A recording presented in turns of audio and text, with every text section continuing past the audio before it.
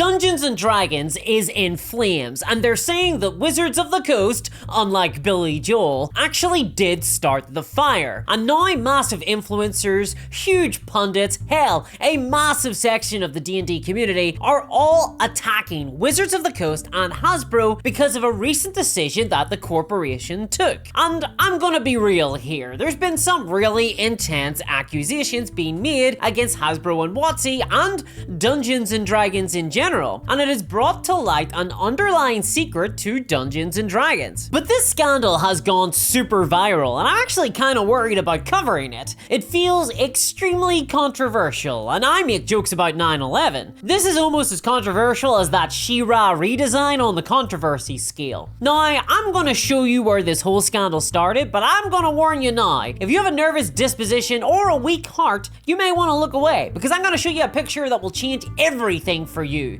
You will not feel or indeed be the same after. I'm serious. This will be just like that time that the therapist showed you all those pictures of priests with their dicks out. What, just me? I mean, come on! I got full marks. I checked every single box they said. Okay, so ready? Well, here it is. Bam! No, sorry, that was my colonoscopy. Here it is. Bam! Behold! It's the new Dungeons & Dragons. We've got happy villagers, gentle colors, homosexual interspecies kissing. Turns out that Wizards of the Coast have been putting chemicals in the potions to make the bullywogs gay. Though I must ask, is it so wrong for a bard to love their loot? Yes, it is if he puts his balls inside it and strums himself to ecstasy. So yeah, this picture was recently tweeted by Wizards of the Coast alongside the caption, "In this realm, your story is yours to tell." And honestly, this seems like not really a big deal, but to say that people on the internet reacted very normally to this picture would be a lie. This unleashed a hell upon the Dungeons & Dragons space. This thing exploded. Everyone is losing their minds over this image. There are YouTube videos being made, Instagram reels, angry posting. It garnered almost 10,000 retweets. There have been massive influencers condemning it. There have been frenzied claims that tieflings are acting in ways contrary to nature. I hate when devil people wizards do that, and there have been a lot of people posting AI reactions to this image, mostly depicting soldiers shooting everyone involved to death. Yeah, there's a lot of those. It was a recurring theme. Happened a lot and kept happening. Yep, very normal. Though there was this AI generated reaction post, which I thought was pretty cool. This picture unironically goes really hard. But even on the slightly less vitriolic side, there was a genuine reaction from a lot of people that as D&D art goes, this one just kinda sucks, and it especially compares extremely unfavorably to classic Dungeons & Dragons art of the past. People were saying that legendary artists like Frank Frazetta would be rolling in his grave, that previous Dungeons & Dragons art was clearly superior to this tweeted art, and that we should all be ashamed. The Dungeons & Dragons art has just been ruined. The Dragon Empire has fallen. That's the Roman Empire, but for nerds. Now, just as an aside, Frank Frazetta, he didn't do any D&D art ever. Gygax couldn't afford him. But he was part of a tradition of fantasy art, and he did inspire a ton of Dungeons & Dragons art in the past. But let's remember, if we're talking about the actual OG Dungeons & Dragons art, this is what we've lost. Disco Centaurs and whatever this thing is. But okay, people were unhappy with this Wizards of the Coast picture, and it has now gone totally viral. It's leapt out of the reservation, it's making the news, and now many people are unironically arguing that one, Dungeons & Dragon art has been destroyed, it used to be so much better, and it's just gone to shit now, and two, this reflects an end to the entire game of Dungeons & Dragons. And for a lot of people actually, they are complaining that this image is extremely offensive to them as well. And so flame wars have raged, people are defending the piece, and Twitter and online RPG spaces have felt uninhabitable lately. This has been a bit of a nightmare scandal. But here's the thing. There is actually a dark secret to this picture which hasn't really been brought up at all, and the complaints against it don't come from nowhere either. There is a Dungeons & Dragons conspiracy that has now resulted in this massive scandal, probably the biggest in recent history, and it concerns the entire future of Dungeons & Dragons, which will be as bleak as your future if you don't get mother-in-law that perfect gift this Christmas. Luckily, today's video is sponsored by Uncommon Uncommon Goods. Uncommon Goods are a fully curated online marketplace known for original, handmade, and meaningful gifts. And they partner with independent artists and small businesses to provide a huge variety of products that stand out from traditional retail stores. Their website is incredible. It has a huge variety of products that you just will not find anywhere else. Everything is categorized as well, so you will easily find something appropriate and unique for the right person and season. And your gift will appear extremely thoughtful, and you'll get a whole ton of praise from everybody. People will say, wow, you really are great at getting the perfect gift. How the heck do you do that? And you'll just keep it to yourself and say, I don't know, I'm just really considerate, I guess. And you'll bask in all that deserved glory, all thanks to Uncommon Goods. And look, by the by, you can also just totally get yourself some stuff too. I bought this awesome looking beverage cooler for my beverages that I consume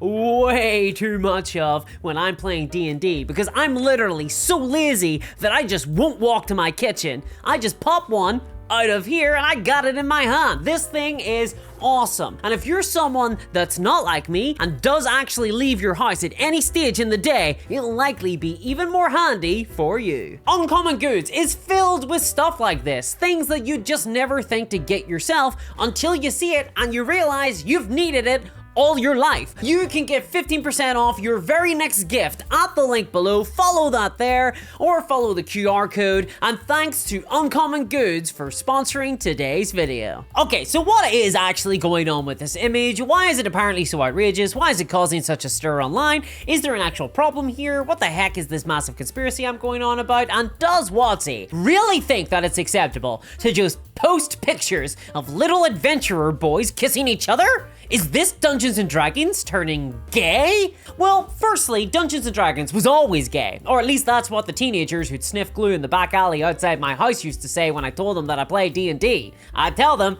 I'm gonna go play Dungeons & Dragons, and they'd say, that's very gay. Then they'd beat me up. But secondly, and it's an important caveat, this controversial image doesn't even appear in any Dungeons & Dragons book. It's not really Dungeons & Dragons art. It was simply posted on Wizards of the Coast's various social medias. That's important because many people have reacted online to this as if it was the new front cover of D&D. And I think many people are annoyed at this image because they believe that's the case, but it's not true, and many of the political pundits commenting on this controversy I think have made that assumption and therefore getting it a bit wrong. And so what's frustrating to me is that no one is talking about the fact that this is a picture with a purpose. It was created as an advertisement specifically for an LGBTQ pride collection. If you just scroll down on the OG tweet, it's there. WotC are doing pride-themed card sleeves and t-shirts or something, some pink-washing token gesture of support. But most people didn't even see that and aren't even aware of it. They thought that this was a picture from the latest book. No, this is an advert for gay stuff. So it would make sense to me that there would be gay stuff for advertising the gay stuff. This is just marketing. However, that said, this picture is part of a larger pattern in a different way, because it isn't the first time that huge influencers, as well as substantial numbers of D&D gamers, have gone after Wizards of the Coast for producing art that they don't like. Now, I'm not talking about the AI art scandals or more tieflings acting contrary to nature, but instead I'm talking about pictures like this one. This was another image that was super controversial last year. This actually did appear in the latest Dungeons & Dragons book, and it depicts the spell Hero's Feast, showing a bunch of characters eating magical food like tacos, burgers, and sushi. All very modern American foods, right down to the seeded buns on the burger. And a lot of people felt that this depiction of food was ahistorical and anachronistic,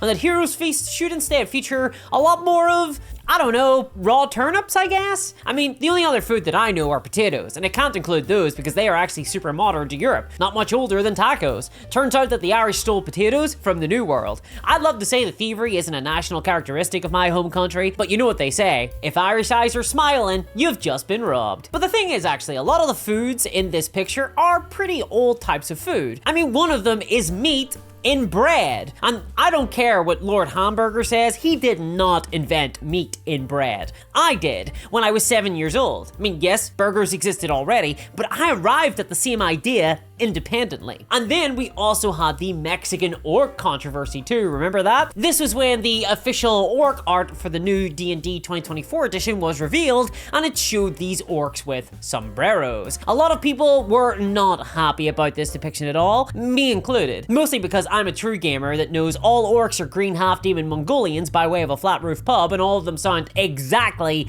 like Chris Metzen. There is no other type. Though, in my own D&D homebrew, the orcs are based on Janissaries. That's not relevant to this video, I just thought I'd throw it in there because I think it's pretty cool. But yeah, there's been a bunch of controversies about D&D art recently, and there is an underlying thread to these scandals that has gone unspoken. There is a conspiracy here, because the art isn't the actual real scandal here, it's something else. The art is just a tiny part of it, a mere symptom, like madness induced from syphilis. Been on my mind recently, for no reason. Because I think a lot of modern Dungeons & Dragons art actually looks pretty good on a technical level. It's well put together, it's fine to look at. However, the ones that have all been at the center of controversies, they have something in common, especially this latest one. See, a recurring thread of the dislike of this tweeted image, and one that I agree with, is that it doesn't really do anything exciting. I mean, sexually, it's very exciting. That dragon in the background is all I need to get off. I don't know about you. But what I mean is that when I see this picture, I don't feel anything. It's soulless and corporate to me, like the dead-eyed anthropomorphic animals on the front of a cereal box. I feel nothing when I look at this. I have to say it, I miss old school D&D art vibes. I love classic fantasy art. I've got my Frank Frazetta collection. Here's my Julie Bell art, though I can't really show you anything from in here. There's nothing but boobs. A lot of nudity. I got all my heavy metal magazines. Got my eerie magazines, love these too. Big fan of those.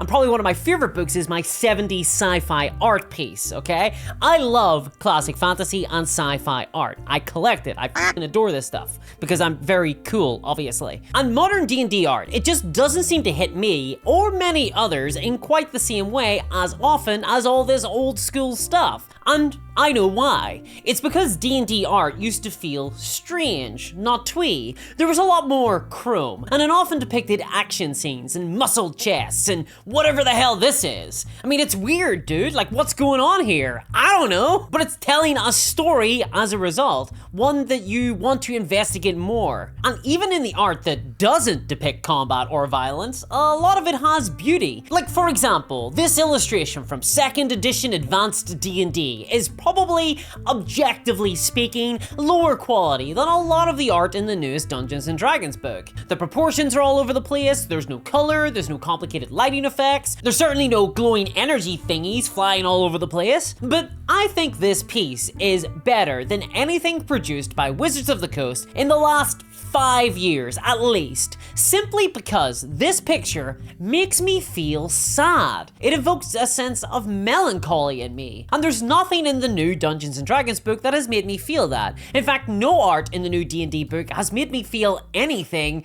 at all. And that's where I think we hit the real crux of the answer here. It's not that the bullywogs are gay or that there's tacos in the game, because don't get me wrong, a lot of the criticism of these pieces are motivated by people simply hitting on tacos and gay people. And these pieces could have been painted by Frank Frazetta himself, returned from the grave to paint again, and those people would still hate this art. I'm not talking about that criticism. Instead, I'm talking about the very real feeling that Dungeons & Dragons art has shifted tonally. There has been a complete vibes change in D&D art, and this is actually a reflection of a change in the game itself and the culture around Dungeons & Dragons. The art is just the kobold in a coal mine. Because if you look at all the art at the center of these controversies, they share similarities. They're mostly depictions of people just hanging out, goofing around, chilling, eating. It's cozy, it's nice, it's twee, it's cute, it's wholesome. But it's not adventure, or trawling through dark labyrinths, or falling into pit traps and being TPK'd because you took a left instead of a right turn in an arbitrary decision. Still sore about that one, Dave. Come on, give me some hints. The art does not feel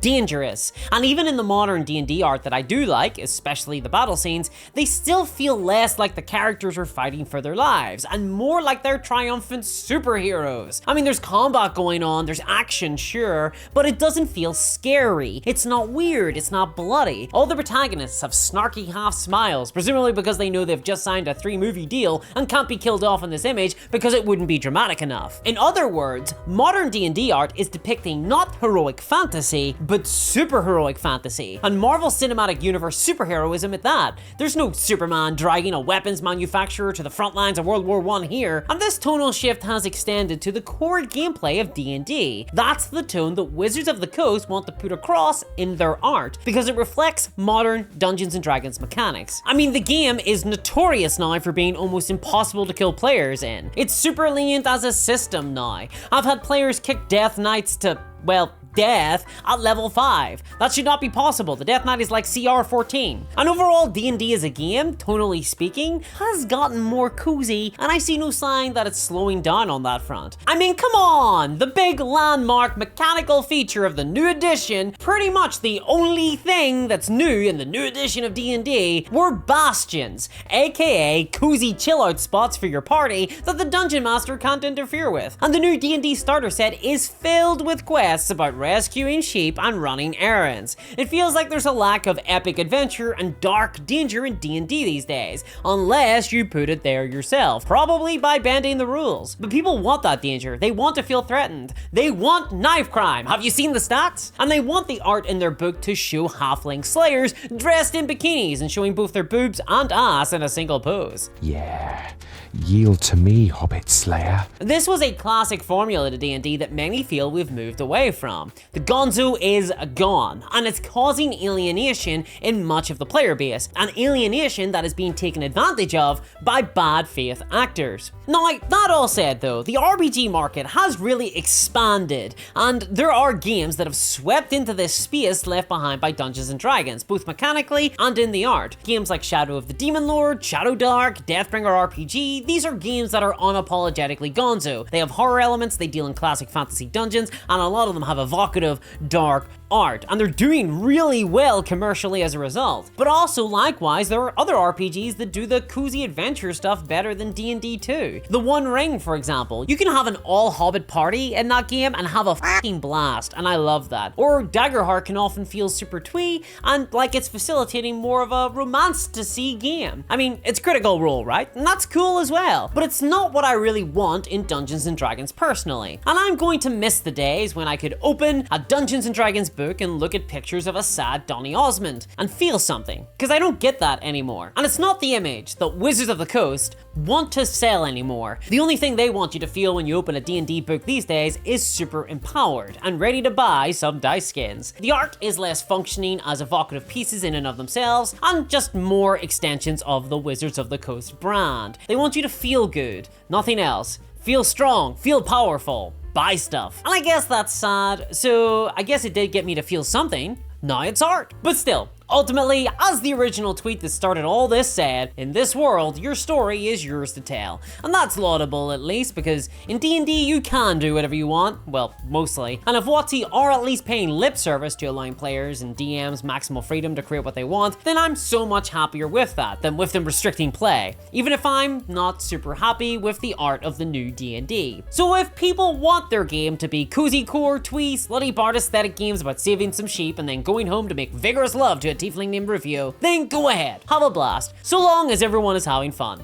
Personally, I'm playing GURPS, and I'm playing a convoluted political saga where I raise an army of beastmen, and not for battle. It's time to act in ways contrary to nature. And if you want to support such an unholy union, please check out my Patreon at patreon.com/discourseminis. I can't promise images of the beastman, but I do bonus videos. My videos on YouTube have been getting demonetized a lot, and overall things are down on this channel compared to last year, so I rely on patrons to keep the channel going. You get bonus videos and can hang out with a cool community. Thanks to all my patrons, especially CryptoKev, and I'll catch y'all next time. Bye-bye.